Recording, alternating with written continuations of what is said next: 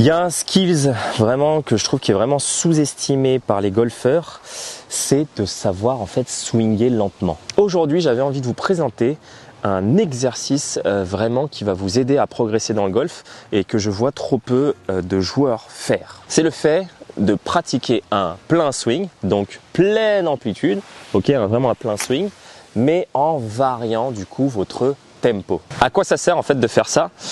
C'est très simple, ça vous apprend à coordonner votre mouvement et à sentir les choses dans votre swing. Je prends un exemple très simple, pendant la période du Covid, comme la plupart des gens, j'ai eu un peu de temps à tuer et ce que j'ai fait pendant le Covid, c'est que je me suis mis au piano. J'avais un synthétique qui traînait à la maison, je me suis mis au piano et j'ai appris, je me rappelle, c'était Tuzan-Arcand de Nobuo Uematsu, qui est un compositeur de Final Fantasy, qui a composé pas mal de musique de Final Fantasy, et Tuzan-Arcand, c'était une chanson, bref, qui sort de Final Fantasy X. Et quand j'ai appris ce morceau, j'ai pas en fait directement fait la musique d'un coup, vous voyez ce que je veux dire? J'ai dû apprendre note par note, j'ai dû décomposer ma main droite et ma main gauche, j'ai dû apprendre à ne pas faire de fausses notes, mais pour ça j'ai dû y aller vraiment doucement quoi. Et c'est après quelques jours et quelques semaines de pratique que j'ai enfin réussi à jouer le vrai tempo de la musique, mais au début c'était vraiment très lent et un peu haché, et c'est normal parce que j'étais en phase d'apprentissage. Et où est-ce que je veux en venir avec cette histoire? C'est que je trouve que c'est exactement la même chose au golf. Ce que je vois trop souvent en fait chez les golfeurs, c'est des golfeurs qui veulent jouer la musique complète quoi. Ils veulent direct accélérer, aller super vite, alors qu'en fait ils ont même pas les notes quoi. Ils sont là, ils essaient de faire un truc à haute vitesse mais sans avoir les notes de base. Et le fait de jouer avec un tempo beaucoup plus lent que ce qu'on fait d'habitude, ça va permettre à notre corps d'intégrer les changements et surtout de sentir les changements et les micro-variations que vous mettez. Comme je vous ai dit, ce que je vois trop souvent, c'est des personnes qui vont trop vite. Et je pense que ça vous est familier ce que je vais vous raconter, mais est-ce que vous êtes d'accord avec moi que quand vous swingez à 100% ou même plus si vous essayez de déchausser la balle, est-ce que vous êtes d'accord que quand vous ratez la balle et faites une top, une gratte, enfin peu importe, vous la ratez, vous sentez pas ce que vous venez de faire en fait. Il s'est passé un truc trop rapide pour pouvoir sentir quelque chose. Et pour moi, la progression du golf en fait, elle passe par le ressenti. Elle passe par le fait de sentir ce que notre corps a fait pour pouvoir ensuite corriger en fait sur le prochain swing. Pour moi, l'apprentissage d'une discipline, que ce soit le golf, le piano ou autre discipline créative ou physique, passe forcément par une boucle en fait d'échec, feedback, apprentissage. Et pour moi, si on a cet échec, parce qu'en fait on l'aura, l'échec ne fait que partie du processus de l'apprentissage, mais qu'on n'a pas le feedback en fait, on peut pas progresser. Pour moi, c'est pas possible en fait de progresser en faisant quelque chose mais sans sentir ce qui s'est passé. L'échec fait partie de l'apprentissage, est une normalité, mais par contre, couper la boucle du feedback fait que vous n'allez pas réussir à progresser. Et malheureusement, quand je vois les personnes qui jouent au golf et qui jouent beaucoup trop vite et me disent qu'ils ne sentent rien, là ça me pose un problème dans la boucle de l'apprentissage. Donc pour résumer ce que je suis en train de vous dire en fait, c'est que pour moi un bon golfeur doit pouvoir jouer lentement son swing tout en faisant un plein swing mais en variant sa vitesse d'exécution. Et pour ce faire, j'ai un exercice très simple et je vais vous faire la démo tout de suite. Là j'ai un drapeau qui est positionné exactement à 80 mètres de la caméra. Si t'en as marre de ne pas savoir pourquoi ta balle part à droite ou à gauche et de temps en temps tout droit accidentellement, j'ai créé une formation complète, les fondations du golf de A à Z, pour t'aider à remettre ton jeu sur des bases solides. Et pour te faire une idée, je t'offre les 3 premières vidéos de la formation. C'est cadeau, tu regardes ça tranquillement chez toi, tu appliques et tu verras déjà peut-être du changement dans ton jeu. Et pour les recevoir, c'est très simple, clique sur le lien dans la description de la vidéo. Allez, on reprend la vidéo. Et là, du coup, j'ai 3 clubs. J'ai un 56, j'ai un pitch et j'ai un fer 8. Moi, normalement, 80 mètres, effectivement, ça va être un 3/4 de 56, un 3/4 de sand wedge, ce qui va faire que dans mon tempo normal, ça va permettre de faire la distance. Donc, par démonstration, forcément, je vous montre un petit 56 dans le rough qui va aller sur le green. Petit coup d'essai. Voilà. Et on y va.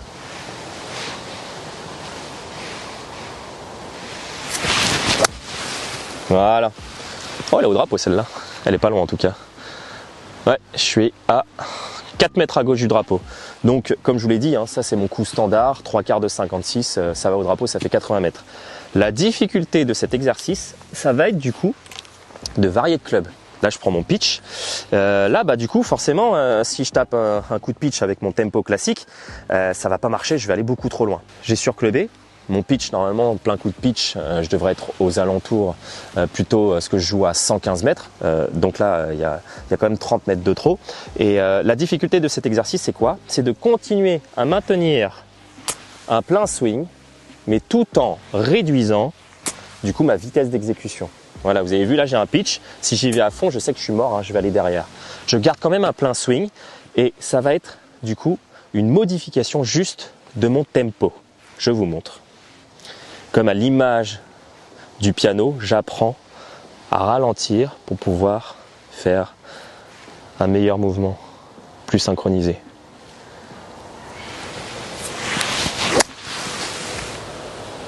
Voilà, un poil à gauche, mais elle fait la distance aussi.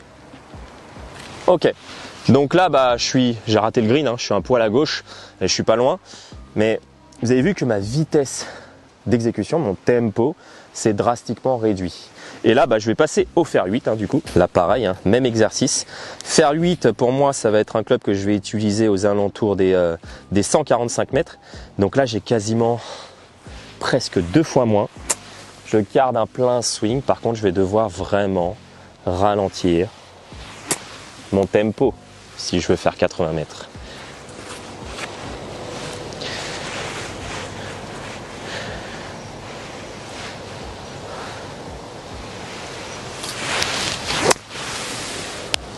Ouh, ça c'est pas mal ça.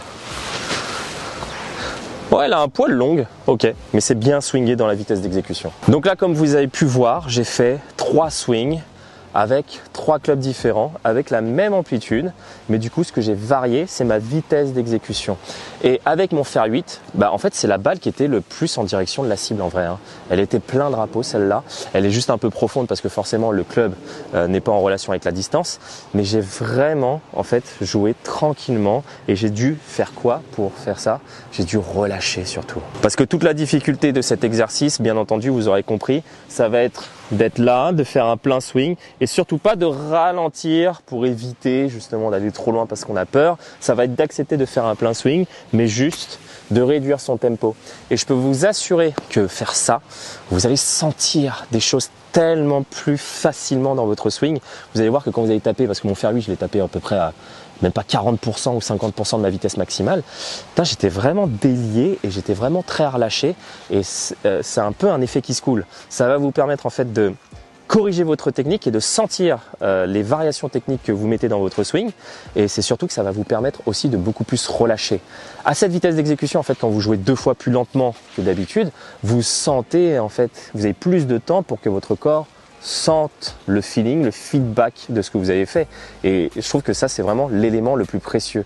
Le ressenti est pour moi l'élément le plus précieux pour progresser au golf. Si vous tapez des balles et que vous sentez rien parce que la vitesse est trop élevée, ben en fait, ça sert à rien, quoi. Vous faites que ancrer un mouvement qui n'est pas en corrélation avec quoi que ce soit parce que vous ne sentez pas. Vous cassez du coup la courbe de l'apprentissage parce que du coup, vous enlevez le feedback de l'équation.